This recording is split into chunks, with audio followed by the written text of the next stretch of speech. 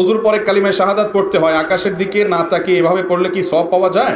ওযু শেষ হওয়ার পর কেউ যদি কালিমায়ে শাহাদা পাঠ করে, আশহাদু আল্লা ইলাহা ইল্লাল্লাহু ওয়াহদাহু লা শারীকা লাহু ওয়া আশহাদু আন্না মুহাম্মাদান আবদুহু ওয়া রাসূলুহু, কেউ যদি কালিমায়ে শাহাদা পাঠ করে ওযু করার পর, এবং কোন কোন রিওয়ায়াতে একটা দোয়ার কথা আছে, আল্লাহুম্মা জাআলনি মিনাত তাওয়াবিন ওয়া জাআলনি মিনাল মুতাতাহহিরিন। এই বিশেষ করে কালিমায়ে শাহাদা এবং পাশাপাশি এই দোয়াটাও কোন কোন বর্ণনায় আসছে। এটা যদি কেউ ওযুর পরে পাঠ করে, ওযুকে আগে ঠিক মতো করতে হবে, তারপরে যদি পাঠ করে সুন্দর মতো ওযু করার পর, নবী করিম সাল্লাল্লাহু আলাইহি সাল্লাম বলেছেন এই ব্যক্তির জন্য জান্নাতের 8 দরজার যে কোনটা দিয়ে প্রবেশ করার সুযোগ তৈরি হয়। এই আমলটা অত্যন্ত গুরুত্বপূর্ণ একটা আমল। ওযুর সাথে মিসওয়াক করা এটা একটা গুরুত্বপূর্ণ সুন্নাহ। আজকাল এই সুন্নাহ হারিয়ে গেছে। মিসওয়াক আমাদের পকেটে আছে, বেশিরভাগ মানুষের নাই। এখন কথা হলো আকাশের দিকে তাকাতে হবে কিনা।